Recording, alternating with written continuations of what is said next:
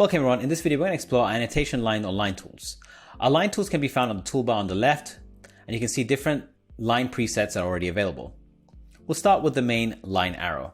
Once you click it, you can notice the arrow appear on your center of your screen. You can drag the line start point or the end point and point it to any desired location you want.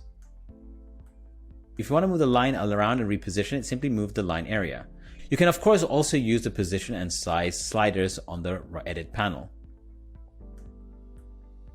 You can also use the rotate slider as well.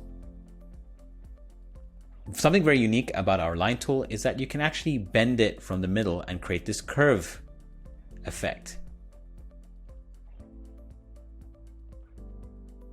On the edit panel, you'll notice you can change the starter point. The end point as well can have its own arrow. You can change the arrow style from circles to flat ends, square arrows, and many more. For example, here's a circle pointer. And let's remove the end pointer and make it a flat line. You can change the thickness of the line as well as the size of the pointer head.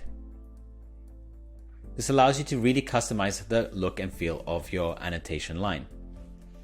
And finally, you can change the color of the pointer head and the line separately.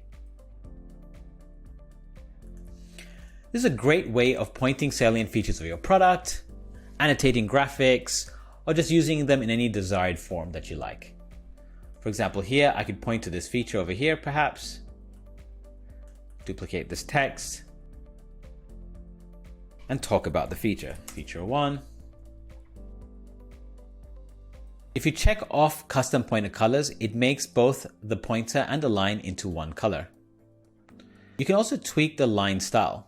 For example, you can make it a square end or a round end.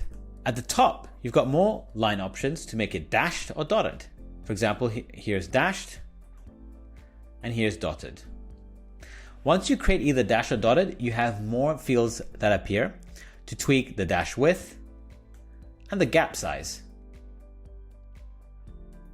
The possibilities with our annotate line are endless. We invite you to play around with them. Take care, and I'll see you in a future tutorial.